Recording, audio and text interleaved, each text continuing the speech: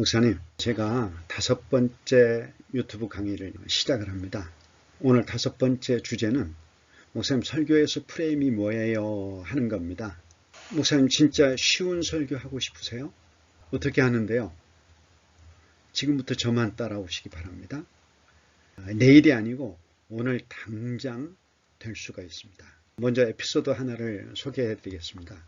세계적인 사회학자인 벤자민 바버라고 하는 사람이 있습니다. 사회학 분야에서는 세계 최고의 석학입니다. 이 벤자민 바버가 이런 말을 합니다.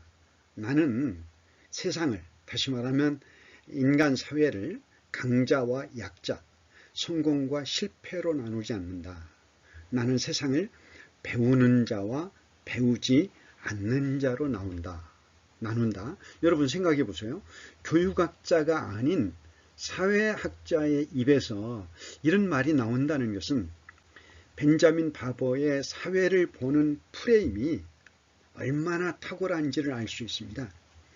그 탁월한 프레임이 벤자민 바버라고 하는 사람을 세계적인 사회학자로 만들었던 것입니다. 그렇다면 본격적으로 설교에서 프레임은 무엇인가 하는 것입니다. 설교에서 프레임은 설계도처럼 설교의 내용과 방향을 결정하는 역할을 합니다. 요즘 현대 설교학자들은 설교 프레임을 설교 레시피라는 용어를 동원을 해서 이제 설교 프레임을 설명을 해주고 있습니다. 백종원 씨의 버섯 불고기 레시피를 보면 초짜인 저도 버섯 불고기를 쉽게 맛있게 만들 수 있습니다. 보통 수준은 넘는 맛을 낼 수가 있습니다. 왜요? 백종원 씨의 버섯 불고기 레시피가 아주 좋기 때문입니다. 그런데 레시피가 없이 버섯 불고기를 요리한다고 해보십시오. 맛은 엉망이고 시간이나 재료나 모든 것이 엉망일 것입니다. 이것을 설교 작업에 연관시켜 보도록 하겠습니다. 여러분이 오늘부터 좋은 설교 프레임으로 설교를 만들면 어떻게 될까요? 저는 2007년 1월부터 설교 프레임을 갖게 되었습니다. 너무 엉성한 프레임이었습니다. 그런데도 청중의 반응은 아주 놀라웠습니다. 상상 그 이상이었습니다. 지금도 그날 청중의 반응을 제가 뇌리 속에 생생하게 기억하고 있습니다. 지금은 그날의 프레임과는 비교가 안 되는 JF 프레임을 가지고 설교를 합니다. 우리 설교 아카데미 목사님들은 저의 설교에 대해서 좋은 평가들을 합니다. 왜 그렇습니까? JF 프레임이라고 하는 좋은 설교 레시피를 가지고 제가 설교를 하기 때문입니다. 그런데 나쁜 프레임, 나쁜 설교 레시피로 설교를 한다고 생각을 해보십시오. 어떻게 되겠습니까? 맛없는 설교를 만들 수밖에 없습니다. 이것을 꼭 기억하고 프레임 설교에 여러분 설교의 미래를 걸어보시기를 제가 적극적으로 권유합니다. 절대 후회하지 않는 맛있는 설교가 만들어질 것입니다. 여러분의 상상을 초월하는 설교가 만들어집니다. 이번에는 이제 그렇다면 조금 전문적인 분야긴 합니다만은 프레임 이론과 심리학을 조금 생각을 해보겠습니다. 심리학이라고 하는 것은 사람의 심리, 사람의 마음 상태를 연구하는 학문이죠. 프레임 이론은 1967년 심리학자인 카네만 교수에 의해서 처음으로 주장되었습니다.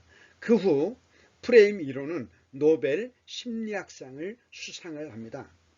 이 프레임의 언어적 정의는 이런 겁니다. 구조, 조직, 뼈대, 모양, 체격, 틀, 컴퓨터의 짜임, 스크린에 일정 시간 표시되는 영상 정보 등 다양한 뜻을 포함하고 있습니다. 그러니까 프레임은 뚜렷한 경계 없이 펼쳐진 대상 중에서 특정 장면이나 특정 대상을 하나의 독립된 실체로 골라내는 기능을 합니다. 이것을 우리는 관점이라 이렇게 말합니다. 그래서 관점이 좋은 사람은 행복한 삶을 만들고 관점이 나쁜 사람은 나쁜 관점으로 인해서 불행한 인생을 스스로 만듭니다. 여러분 이걸 한번 생각해 보세요. 우리 앞에 아름답게 펼쳐진 대자연 속에서 어느 곳에 렌즈를 맞춰서 사진을 찍을 것인지 고민하는 사진 작가를 한번 생각해 보시기 바랍니다. 여러분 스스로가 사진 작가라고 생각해 보시기 바랍니다. 같은 장면을 대하고도 작가마다 사람마다 찍어낸 사진이 다른 이유는 그들이 사용한 프레임, 즉 그들이 바라본 관점이 각기 다르기 때문입니다.